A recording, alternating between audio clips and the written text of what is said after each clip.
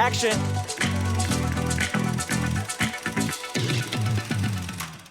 I see possible futures all at once. And in so many futures, our enemies prevail. But I do see a way. There is a narrow way through.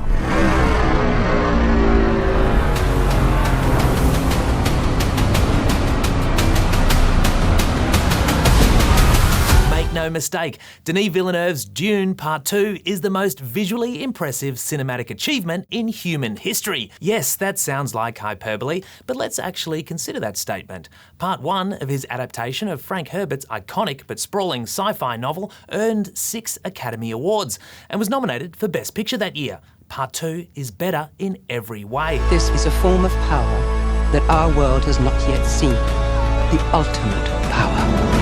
This sequel further teases out Herbert's cosmic-scale space opera centred on the fortunes of Paul, played by Timothée Chalamet, scion of the House Atreides, who we find exiled in the wastes of desert planet Arrakis after the dark events of Part 1. Those events involved a betrayal by the Galactic Emperor, who appears in person in Part 2, played by Christopher Walken.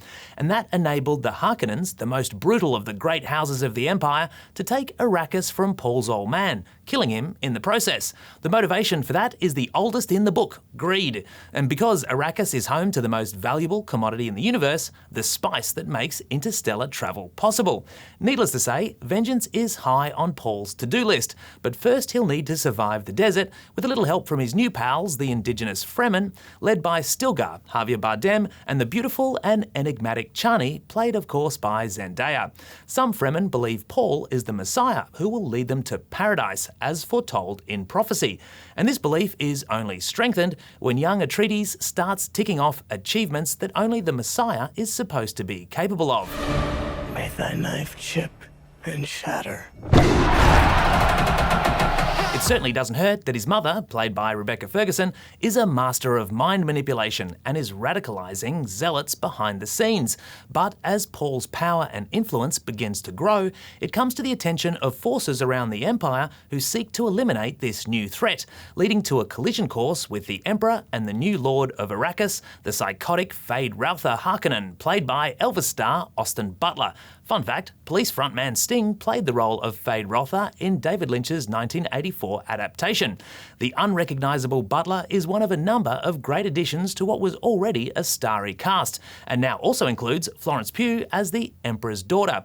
But the real star here, other than the brilliant turns from Chalamet and Zendaya, is Villeneuve's world building.